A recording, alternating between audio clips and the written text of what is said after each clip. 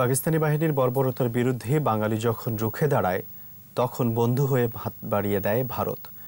ভিটামিটি ছাড়া মানুষকে আশ্রয় দেয় বন্ধু রাষ্ট্রটি। আবার বিজয় যখন দ্বারপ্রান্তে তখন দুই দেশের বাহিনী মিলেই হলো মিত্রবাহিনী। বিজয়ে মিত্রবাহিনী রেখেছে বড় ভূমিকা। গবেষকরা বলছেন কারো অবদানকেই ঈর্ষা করার সুযোগ নেই। দেরিতে হলেও বিদেশি বন্ধুদের স্বীকৃতি জানানোয় খুশি হলেও এখনও সবাই সম্মাননা না পাওয়ায় আছে আক্ষেপ। রিপোর্টে আরো জানাচ্ছেন মোহাম্মদ নুরুন নবী। পাকিস্তানিদের বর্বরতা, নির্বিচারে গণহত্যা। 25শে মার্চ কাল রাত। জাতির পিতার স্বাধীনতার ঘোষণা, বাঙালি ঝাঁপিয়ে পড়ে মুক্তিযুদ্ধে। বন্ধু হয়ে পাশে দাঁড়ায় ভারত। লাখ লাখ সহায় সম্বলহীন মানুষকে আশ্রয় দেয় দেশটি। ইন্দিরা গান্ধীর নেতৃত্বে ভারত সরকার শরণার্থী বাঙালিদের খাইয়ে পরিয়ে বাঁচিয়ে রাখে। সীমান্তের ওপারে মুক্তিযোদ্ধাদের প্রশিক্ষণ, অস্ত্র ও গোলাবারুদ সরবরাহ করে বন্ধু দেশটি।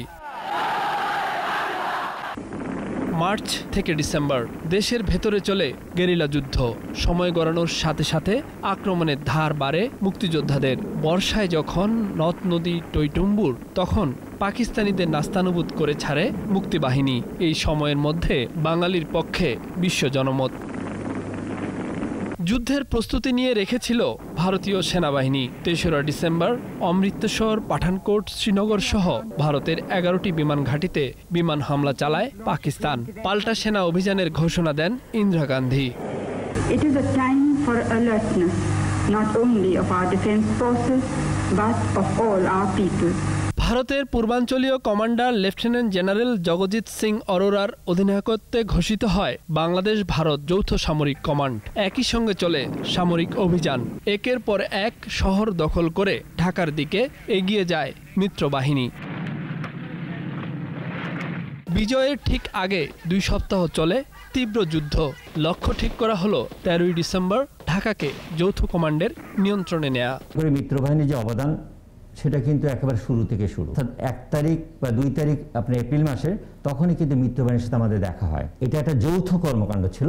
এখানে কোনো ঈর্ষার স্থান নাই। যে আমরা বাঙালি যারা ছিলাম তাদের জন্য আমরা বিজয়ের পতাকাটা প্রথম আমরাই নিয়ে এসেছিলাম। 16 তারিখ ফরমালি ভারতীয়রা প্রবেশ করেছে। হানাদারদের আশা শেষ হয়ে যায় 15ই ডিসেম্বর। 16ই ডিসেম্বর ঢাকার রেসকোর্স ময়দানে পাকিস্তানি সেনাদের আত্মসমর্পণের মধ্য দিয়ে জন্ম হয় স্বাধীন বাংলাদেশের। বিজয় মিছিলে জয় বাংলা স্লোগান। মুক্তিযুদ্ধে 1200 ভারতীয় সৈন্য প্রাণ হারায়। এতদিন পরও অনেকেই স্বীকৃতি পাননি। তাই আক্ষেপ আছে এই মুক্তিযোদ্ধা ও মুক্তিযুদ্ধের গবেষকের। আমরা যে কৃতজ্ঞ, আমরা যে অকৃতজ্ঞ জাতি না, এটা প্রমাণ করার প্রয়োজন ছিল এবং এটা কিন্তু আমরা যথাসময়ে করতে পারিনি। বিলম্ব হলেও কিছু করা হয়েছে। 71-এ যারা প্রাণ দিয়েছে সেই পরিবারগুলোকে একেবারে আমাদের আপন করে নেওয়া প্রয়োজন। আমি তো মনে করি বিভিন্ন জায়গায় তাদের জীবন কাহিনী থাকা উচিত, তাদের কীভাবে তারা যুদ্ধ করেছে সেই ইতিহাসটা থাকা উচিত। বাঙালির বিজয়ের ইতিহাসে মিত্রবাহিনীর অবদান চির অম্লান হয়ে থাকবে। মোহাম্মদ নুরুন নবী, 21শে টেলিভিশন, ঢাকা।